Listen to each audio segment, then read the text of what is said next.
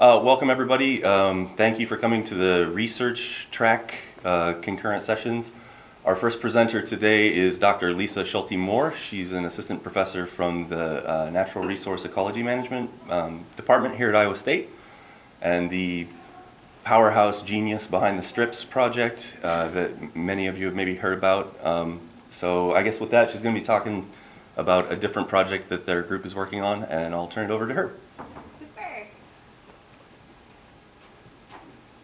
Well, thanks so much, and thank you all for coming today. So has anybody in the group heard about the PEWI tool or worked with it at all? Anybody?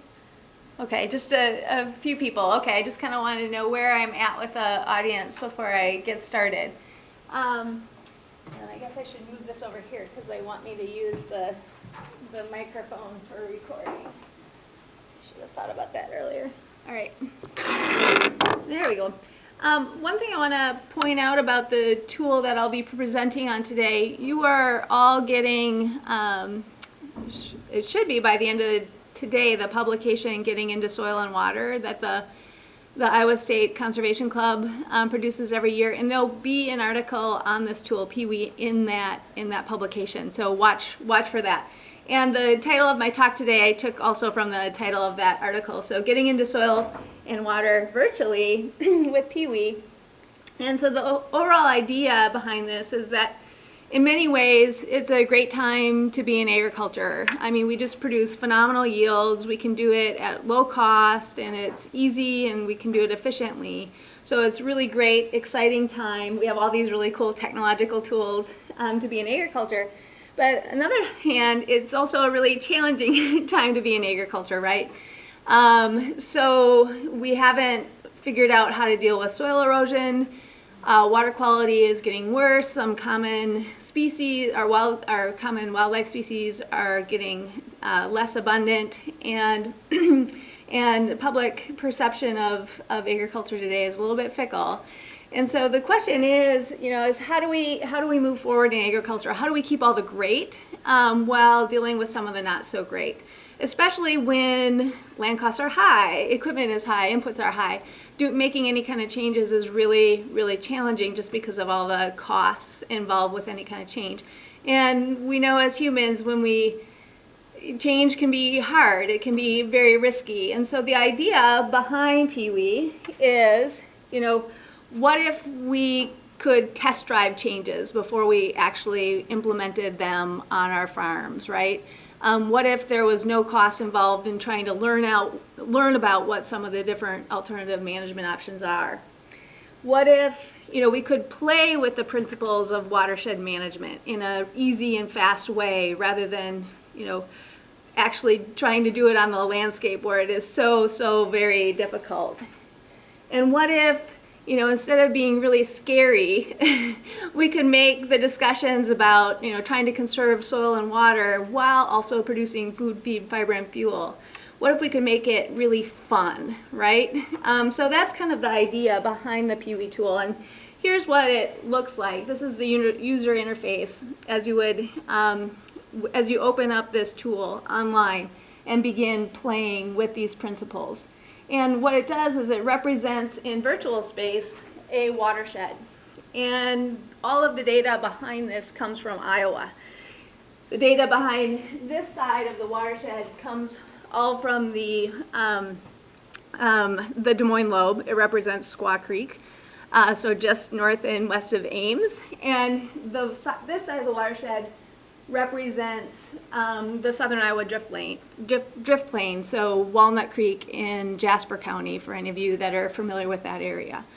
And the whole idea is trying to make discussion or trying to make learning about watershed design and how land use affects watershed outcomes fun and fast and free. And so that's what kind of my main points is, why PEWI? PEWI can be this test car, right? This sandbox, this toy for playing with these things. It's a fun, fast, free web application.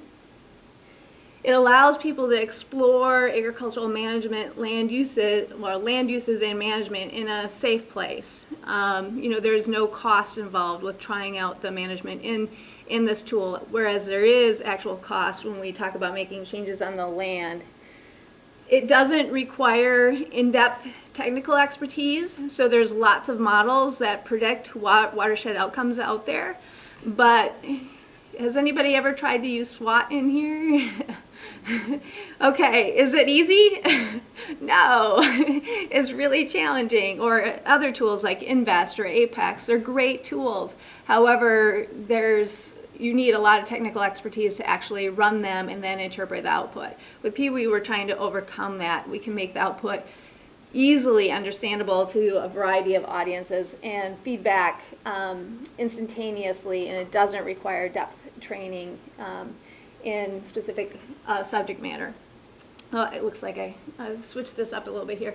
But the other thing is that we've really tried to steep PEWI in the best available science, making some compromises, of course, because we want this model to be fast, and there's a reason why it takes a long time to do SWOT runs or to put together invest scenarios, because there's a lot of science behind there. You need to provide your own data to do that. In PEWI, you don't have the requirement. The data are hard-coded into the model already. And the science is the best available that we could bring to the table while making the modification that we wanted to be as simple as possible and as accurate as possible, but still allow the model to run fast. And then our whole goal with this is trying to foster this understanding and move our dialogue forward in terms of how we manage our agricultural landscapes. How we can achieve not only food, feed, fiber, and fuel, but also clean water and abundant wildlife, and conserve our soil and landscapes that also provide wonder for future generations. And might just be my perception, but working in the state of Iowa, I see lots of, when we talk about the urban-rural dialogue today, there's a lot of misconceptions on both sides. And we're hoping that PEWI can provide the space where we can provide more sort of scientific reality to some of those discussions and move people forward in more common and consensual understanding of these issues. So again, here's what it looks like as you open up the web tool. I'm going to just walk you through some of the features now. The first set of features are the user controls on the left-hand side of the web tool. And we've hard-coded in 15 different land uses. So some conventional types like conventional corn and soybean, some conservation types such as conservation corn and soybean, some things that are a part of rotations or common in other parts of the state like alfalfa and hay, some that are small components of the landscape right now, but if the drought gets really bad in California, we might get more fruit and vegetable production here again, right? We have to grow those crops somewhere. Permanent pasture, rotational grazing, some historical wetland or historical cover types that used to be more abundant on the Iowa landscape, like wetlands, prairies, and forests. And then 2 land cover types that are more future looking with a herbaceous perennial bioenergy, which is basically switchgrass that would be managed for bioenergy production, and then our short rotation woody bioenergy type. Now you're probably wondering right away, what's the difference between conventional corn and conservation corn, or conventional soy, conservation soy? We had to make some assumptions there, and as you move from the conventional type to the conservation type, we've included a no-till soil management. We've assumed that people are planning using a cover crop. In this case, it would be just an annual rye cover crop, winter rye. We assume that if an area needs a grass waterway, it's going to be implemented, and if the area is right next to the stream, that stream is buffered. So those are the management assumptions that go along as you go from the conventional type to the conservation type. And that would be true for both conventional, for the corn and the soybean. So those are the land use types that are in there.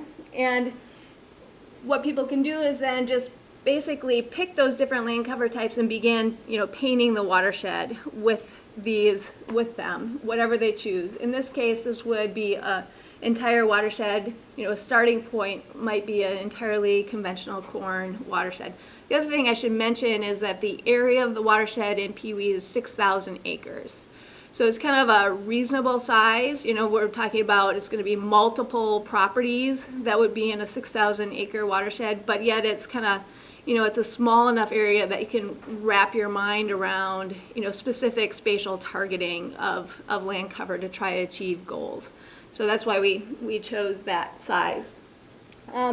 Or somebody, might want to start with, what did Iowa used to be like, right? And so in this case, you could start with, your baseline would be prairie, and then you would start changing up the watershed from there. And then, create all sorts of creative and fun and potentially, completely unrealistic designs, but part of the tool is to help people start thinking outside of the box. And so here's a design that was produced by a PEWI user that has quite a bit of, this would be the conservation corn and the conservation soy, but yet they have prairie around the streams. They have some woodland areas around the main tributary of the stream, and they wanted to add some bioenergy and fruit and vegetable production into this. So this is a user-created design to meet their specific goals for what a Iowa watershed could look like.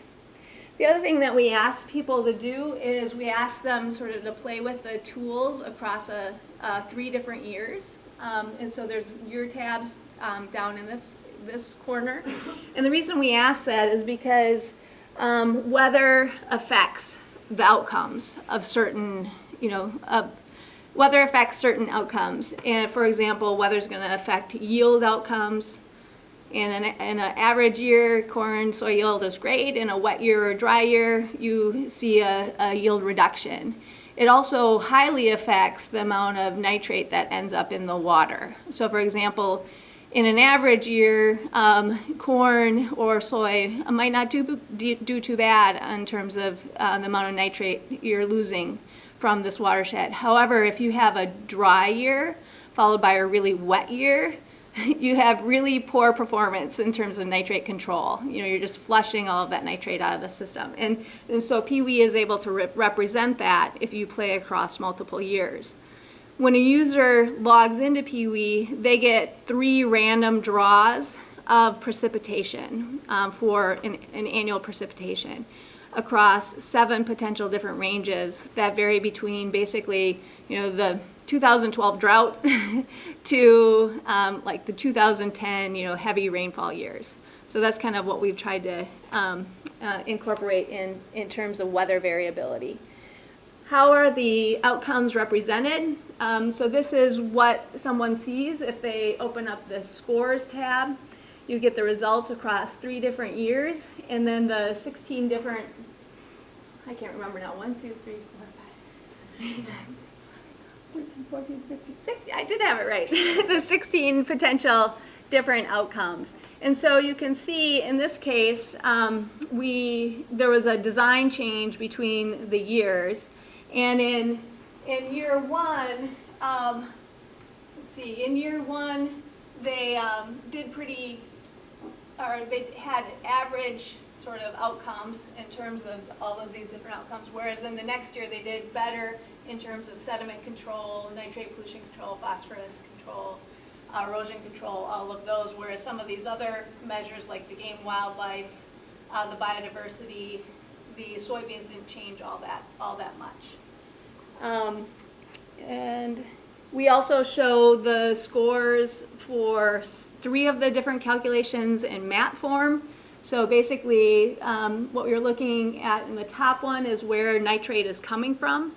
Overall, we report nitrate at that stream, at the base of the stream level, but if you want to tailor the design to kind of address specific nitrate concerns, they can use these maps to then go back and forth and change the land cover to try to address that. Gross erosion, if you want to minimize that, or look at phosphorus, the P index, look at the risk of losing phosphorus. People can be more spatially targeted about their land management based on these indicators. And then finally, I don't expect you to read these numbers, but we also report the results in numeric form. And this is really important for some of the exercises that we do with PEWI. For example, we've asked people to start with sort of a basic configuration for an Iowa watershed and then try to go in and alter it to try to achieve the state level nutrient reduction goals for phosphorus and nitrogen.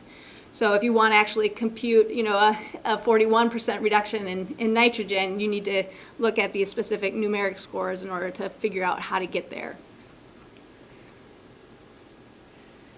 We also provide people with more information on the left-hand side. There's land use, or there's the physical features. People can click those and open up other maps to provide more detail, again, to try to provide more information for spatially targeting specific land uses. And here's what we provide. Remember before I told you that the left-hand side of the watershed represented Des Moines Lobe, and the right side, southern Iowa drift plain. That's reflected in this topographic relief, where this is more of a undulating and that's more steeply dissected in terms of the terrain. Again, this side would have, the left-hand side would have had prairie potholes. If you would convert those areas to a wetland cover type, you're going to have an impact on especially like nitrate control. And so it shows you where those historical wetlands, those potholes would have been. You can go in there and change those specific cells to wetland cover types to try to improve your nitrate score. Then drainage class, flood frequently, and if people want to know the specific sub-watershed boundaries, they can have that information too. Under the hood in PEWI, so there's 7 different science modules running behind the hood with producing those 16 different environmental outcome indicators. These are the different modules that we use, shown in graphical form. Oh, this isn't showing up very well. We also, if you look inside the tool, we've got this really cool interactive graphic that helps people understand what science is going into computing these different measures. And so, for example, those are the 7 different modules. And if we would blow this all up interactively, and I don't expect you to read all this, but just to give you a sense of the complexity of the science that's in there, this will show you all of the factors that go into producing or to coming up with a specific outcome. So people can really have a deep understanding of, you know, what factors need to be considered when trying to come up with predictions for specific environmental outcomes. They can, but they don't have to. It's there if people want to know this information, but if they just want to have fun playing with PEWI and trying to decide land use, they don't ever have to go there. And here are just some examples, more examples of user designs within PEWI.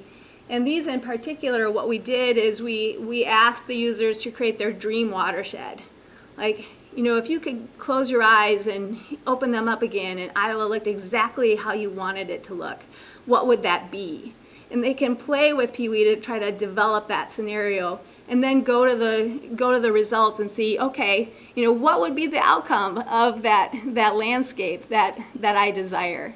And then they can see things like, let's see, I think I've got a couple of comparisons here. So here are a comparison of 2 user designs, and you can see that in both cases, the users are doing well on the blue and the orange in this case, so sediment control and erosion.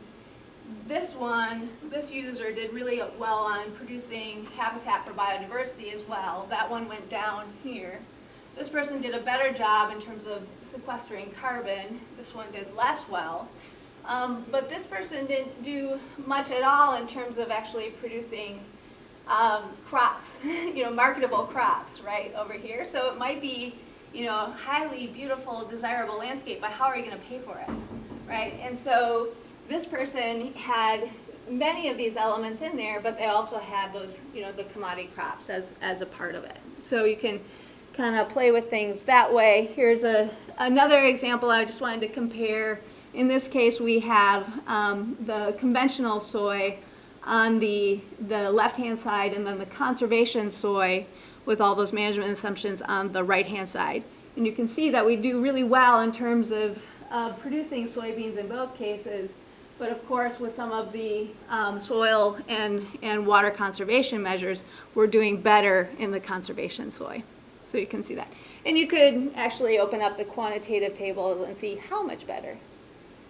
So where to use PEWI? We've piloted its use with a variety of different age groups, everything from middle schoolers, and in that case, it's been just basically, okay, here are these different land uses, and what are the impacts of these land uses on our soil and water and the food that we produce. In other cases, we've been using it in university classrooms, at Iowa State University, as well as partners across the country, everything from undergraduate to graduate level. And here we really start to get into the spatial targeting, really thinking about how we use our landscapes in a much more, planned, designed way, and try to take advantage of space to meet some of our societal goals.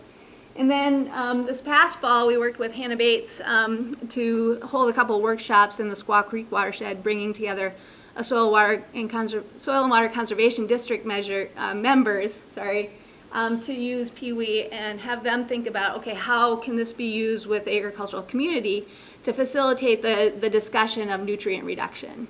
Can we play with the ideas of nutrient reduction in the safe place? Have a vibrant discussion where everybody's learning and communicating with each other through the use of PEWI.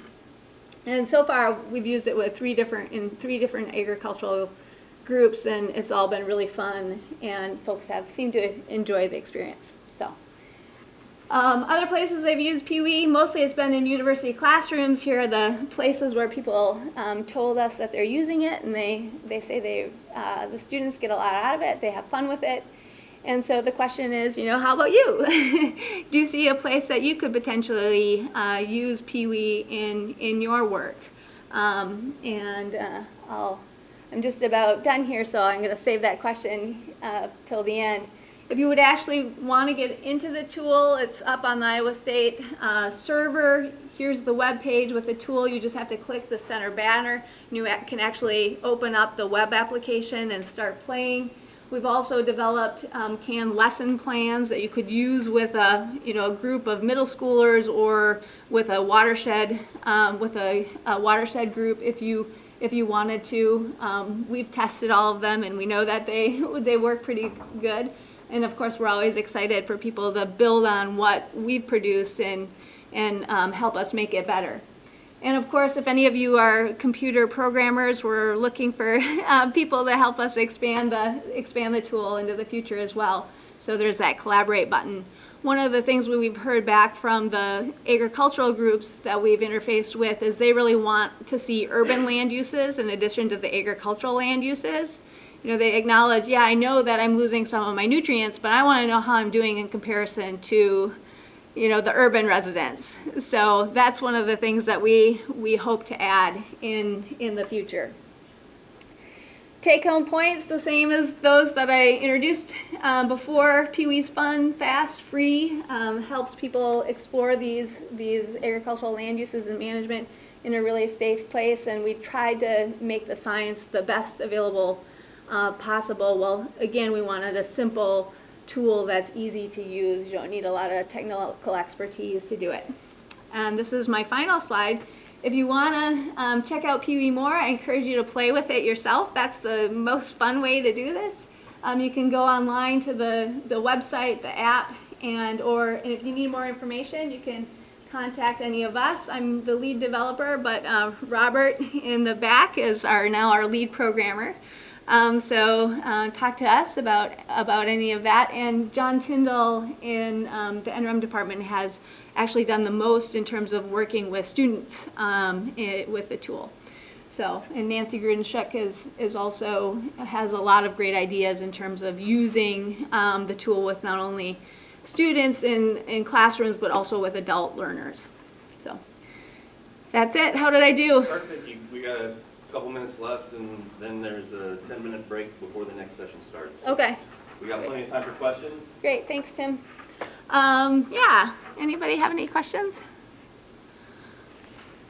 Yeah, Claire. Do you think there could be a benefit, and maybe this is for some of the watershed coordinators too, to sort of put your watershed as it is in there, and then, and you'd have to modify it a little, like using percentages, because everybody's isn't 6,000 acres. But then you can really see kind of what you're working with, and then present that to a group of landowners and say, okay, this is what we've got, and so look at if we change this percentage of continuous corn to conservation corn, this is how things could change. Yeah, I think that's a great idea. When we used the model with the Soil and Water Conservation District, that's exactly where some of the members started. They tried to, make the PEWI watershed kind of represent in terms of percentages the Squaw Creek watershed, and then they tried to, think about nutrient reduction from there. Yeah, I think that's a really great idea. Yeah. And one of the things, and I'll just bring up the tool quickly. My favorite thing is to demo it live, so you can see the interactivity. But it tends not to work with projectors so well. It just takes too long for them to communicate. One of the things in PEWI is that there's this download upload data sets arrow. Save one. Yeah, exactly. So if you wanted to say, create a base watershed to begin with, prior to a session with folks in the watershed, you could do that. And then you could provide it to them and they could upload that base and then start working from there. And you do have people who, like, we wanted to do something at the Commissioners' Annual Conference. You've got folks that can come into the watersheds and the different groups and help facilitate a session on it? I'm writing grants to provide funds to get that person right now. Okay. Yeah, let's talk to see if we could potentially do something, but I'm hoping to get a foundation to fund that person in the next few months. And what do you think the minimum amount of time you need to have a successful conversation surrounding this tool is? It depends on what you want to do. We had a really successful 1-hour conversation with the Soil and Water Conservation District in southwest Iowa. We didn't do any, they didn't get hands-on with the tool in that 1-hour session, but instead we just said, here's what PEWI can do, and here are some of the land cover types, and what do you think? Would any of this work for your Soil and Water Conservation District? And they had an incredibly vibrant conversation just looking at the land cover types. Like, herbaceous bioenergy, why don't we have that here? When we talk about conservation, the only thing we ever talk about in this area is terraces. Why aren't we talking more about cover crops in this area? What about things like prairie strips? And so even though they didn't dig into the tool, we found that just having, these land covers up there fostered a vibrant conversation. And the district conservationist told us, he hadn't heard those people talk about that in a decade. And to me, that was just like, wow, right? I mean, just fostering that conversation. To actually do something hands-on with the tool, I would say you need a minimum of 2 hours. Yeah, in the back. Is there any plans to somehow incorporate cost into this, like maybe money, Yeah. spending money on, conservation, corn, what's the yield and how much you're making from that, and like drought costing, that kind of thing? Yeah, that's a great question, and it's one that we considered when we were developing this initially, is to go the next step and actually monetize some of the outputs. And based on other people that have done similar models, they told us, don't do it because people just get stuck by the dollars. And what we really want to do with this is foster broader learning, right? And learning about some of the interactions between what you put where matters in terms of water outcomes or soil outcomes or biodiversity outcomes.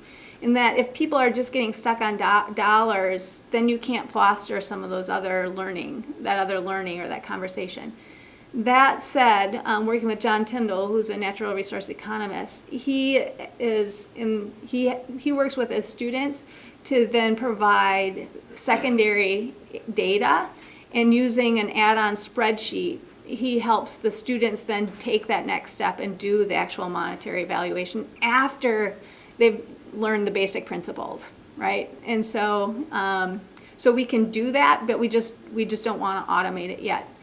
And then Robert, who's in the back for his dissertation work, is really interested in making that a little bit easier. So instead of having to use, separate go to separate places for data and get a separate, spreadsheet going, make that a little bit more automated. So it's easier, but we still don't want to put the dollars front and center. It'll be sort of the next layer after you pass through some of the initial lessons. Is that? Yeah, I'm just thinking of because in my job, when I work for a tribe, we try to bring the kids in, and if we're thinking that what we're teaching the kids are going to take home to their parents, so we tell this to their parents, like, this is thing, and we're learning about how to stuff, and their parents are like, well, that's not realistic because how to make money. Well, if they have part of the game where they say, yeah, it does, Right. and that might be an important piece to the conversation. Yep. Yeah, definitely. And but. I think just having that conversation about what does make money and what doesn't make money is useful because, of course, we all want clean water and we all want healthy soil, right? And we all want abundant wildlife in our landscape, but how do we get there? Who's going to pay for it, right? And so one of the things this can do is help facilitate that conversation. Well, Yep, we great. gotta cut things off there. Okay. Please help me thank Dr. Schulte-Moore again. Thank you, Tim. Thank you all. We've got 4 minutes before the next session starts, so